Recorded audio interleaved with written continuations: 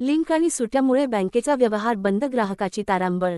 मालेगाव शहरात असलेल्या ग्रामीण भागातील शेतकऱ्यासह नागरिकांचे सेवेसाठी असलेल्या शासनाच्या महाराष्ट्र ग्रामीण बँकेच्या शाखेत दिनांक एप्रिल 30 रोजी गुरुवारी दुपारपासूनच ग्राहकांना व्यवहार करण्याकरिता बँक शाखेत लिंकच नसल्याने व्यवहार ठप्प झाला असल्याचे चित्र असून ग्राहकांची तारांबळ उडाली असल्याचे पाहण्यास मिळाले। दुसऱ्या दिवशी 1 मे महाराष्ट्र दिनाची सुट्टी, त्यानंतर 2 मे रोजी पहिला शनिवार असल्याने बँक चालू असलेल्यामुळे ग्राहक बँकेत व्यवहार करण्यासाठी गेले असता आजही बँकेत लिंक नसल्या कारणास्तव तीच परिस्थिती निर्माण झाल्याचे पाहण्यास मिळाले।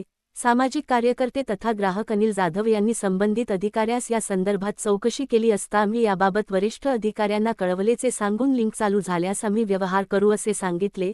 मालेगाव शहरात महाराष्ट्र ग्रामीण शाखा ही महत्त्वपूर्ण असून याच शाखेचे शिरपूरसह ग्रामीण भागात असलेले या बँकेच्या शाखा सुरळीत चालू असल्याचे निदर्शनात आले आहे। उद्या 3 मेला रविवार असल्याने परत सरकारी सुट्टी असून सतत 4 दिवस 2 दिवस सुट्ट्या 2 दिवस अशी लिंक नव्हती, यामुळेच ही बँक चालू आहे का बंद आहे अशी परिस्थिती निर्माण झाली आहे।